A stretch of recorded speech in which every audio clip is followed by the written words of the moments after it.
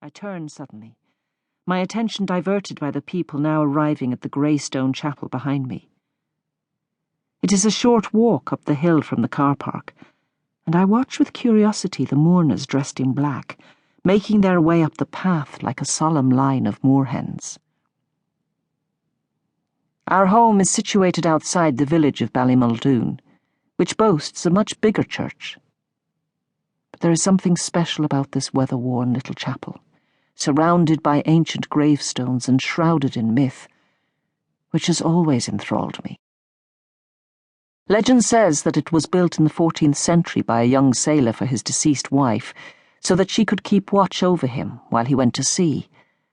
But the headstones have all been eroded by the elements, so that it's impossible to read what was once carved into them. I like to think that the gravestone at the far end, closest to the sea, is the one that contains the remains of the sailor's wife.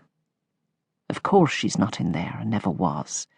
Just her bones, discarded along with the clothes she no longer needed. But it's a sweet story, and I've often wondered what happened to the disconsolate sailor. He must have loved her very dearly to build an entire church in her memory. Will Conor build a church for me? The chapel fills with people, but I keep my distance. I see my mother, pinched and weary like a scrawny black hen, beneath a wide black hat embellished with ostrich feathers. Much too ostentatious for this small funeral, but she has always tried to look grander than she is. And my father, who walks beside her, tall and dignified, in an appropriate black suit. He is only 65, but regret has turned his hair white and caused him to stoop slightly, making him look older. They have travelled up from Galway. The last time they made this journey was the year Conor and I married. By that time they were pleased to be getting rid of me. None of my 6 sisters have come, but I'm not surprised. I was always the black sheep, and it is too late now to make amends. My parents disappear into the chapel to take their places among the congregation of locals, and I wonder whether they feel shame in the glare of the people's love. For I am loved here. Even the one man I was sure would not attend is sitting quietly in his pew, hiding his secret behind a mask of stone. Tentatively, I step closer. The music draws me right up to the door, as if it has arms that reach out and embrace me. It is an old Irish ballad I know well, for it is Conor's favourite, When Irish Eyes Are Smiling. And I smile sadly at the memory of those helicopter journeys from Dublin to Connemara, when we'd all sing it loudly together over the rumble of the propellers. Our 2 small children with their big earphones on their heads, trying to join in, but unable to get their tongues around the words.